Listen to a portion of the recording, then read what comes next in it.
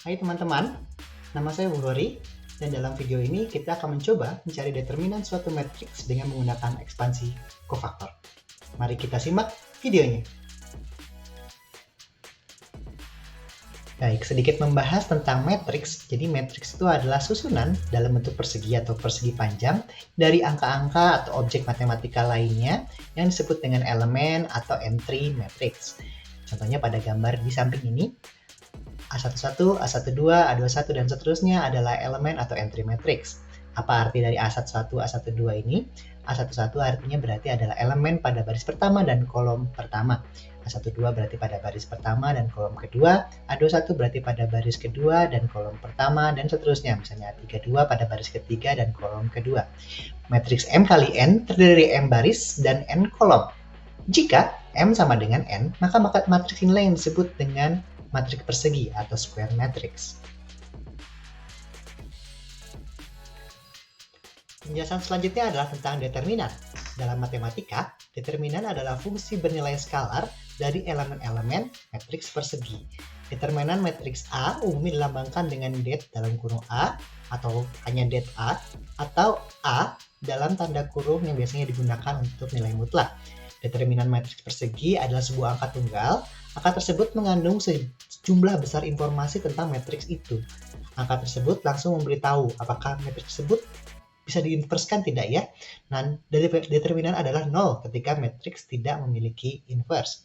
Determinan dari matriks 2 kali 2 seperti yang terletak pada gambar, yang dimana elemennya adalah A, B, C, dan D sama dengan A dikalikan dengan D dikurangi B dikalikan dengan C. Jadi bagaimanakah kita mencari determinan dengan menggunakan cofactor expansion atau Laplace expansion? Maka di sini disebutkan bahwa determinan dari suatu matriks A adalah perkalian dot dari sembarang row atau row baris yang kita ambil aja row I dengan cofaktornya yang disusun dari elemen-elemen pada baris lainnya, di mana determinan A akan sama dengan AI1 dikalikan kofaktor I1 ditambah AI2 dikalikan kofaktor I2 dan seterusnya hingga elemen AIN dikalikan dengan kofaktor IN, di mana setiap kofaktor itu terdapat tanda yang benar atau tanda yang seharusnya. Tanda ini maksud adalah tanda plus dan minus yang seharusnya, yang didapatkan dengan cara CIC sama dengan min 1 tambah I plus C determinan dari minor I dan determinan dari minor IC. Visualisasinya ada di bawahnya, yaitu determinan matriks 33 misalnya. Kita ada elemen A11 sampai A33. Kita coba ambil baris pertama sebagai baris yang akan kita operasikan. Baris pertama memiliki 3 elemen, A11, A12, dan A13. Maka matriks minornya dari A11 atau M11 adalah elemen-elemen yang tidak terdapat pada baris pertama maupun kolom pertama, yaitu A22, A23, A32, dan A33. Kita juga dengan elemen A12 berarti kita matriks minornya nanti adalah elemen yang tidak berada pada baris pertama dan juga kolom kedua, yaitu A21, A31, dan A23, dan A33. Untuk elemen A13 maka matriks minornya atau M13-nya adalah A21, A22, A31, dan A32. Nanti berarti determinan dari matriks ini adalah sama dengan A11 dikalikan kofaktor kofaktor 11 lalu ditambah dengan A12 dikali kofaktor 12 dan A13 dikalikan dengan kofaktor 13, di mana kofaktor 11 adalah min 1, karena 11 berarti tambah J-nya sama dengan 2, berarti min 1 tambah pangkat 2 adalah 1, dikalikan dengan determinan matriks minor 11 dan seterusnya. Untuk lebih jelasnya mari kita lihat analisis kasus berikut ini.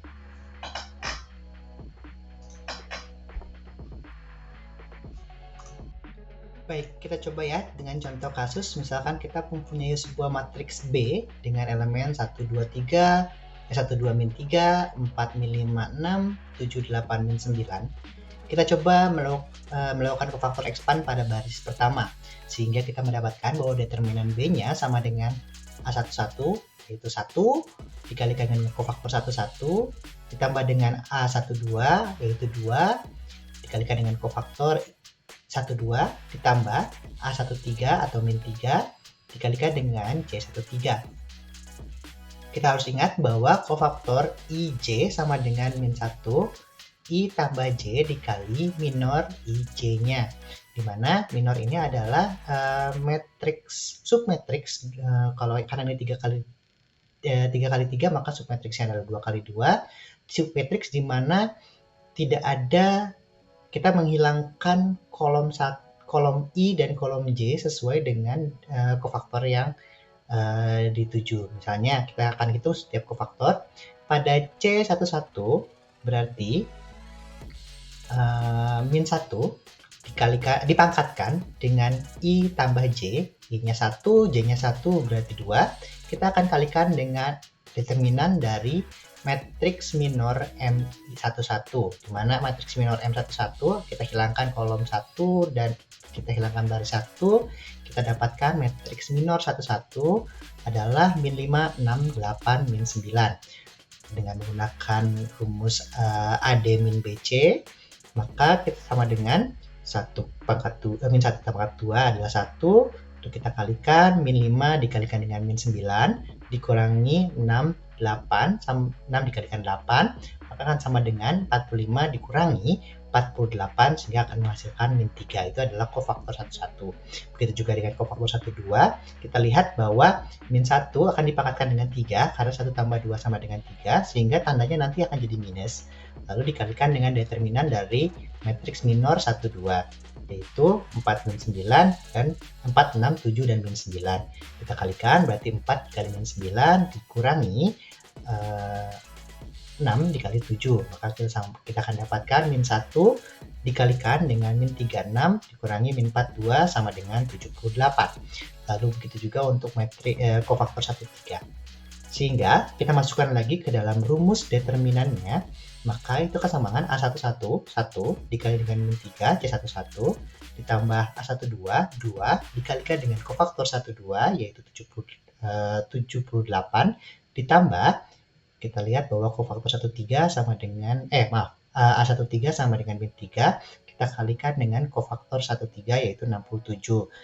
Kita jumlahkan min 3 tambah 156 kurangi 201, maka determinan B sama dengan 153 dikurangi 201 sama dengan min 48. Maka determinan metrik B adalah sama dengan min 48, dan kita telah mendapatkan determinan dengan menggunakan kofaktor expansion.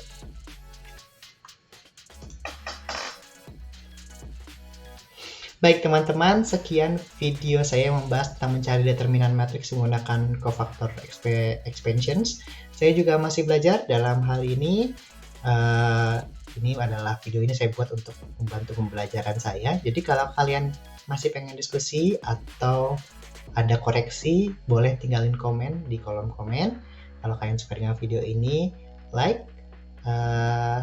Video ini disclaimer, saya buat sebagai tugas untuk mata kuliah EL 5000 Matematika Lanjut. Nama saya Bukhari Muslim Saloran 232 24080, program magister Teknik Elektro Opsi Transformasi Layanan Digital. Terakhir, saya mengucapkan terima kasih untuk Bapak Fadil Hidayat, dosen saya di Matematika Lanjut ini. Sekian guys, sampai jumpa lagi di kesempatan berikutnya.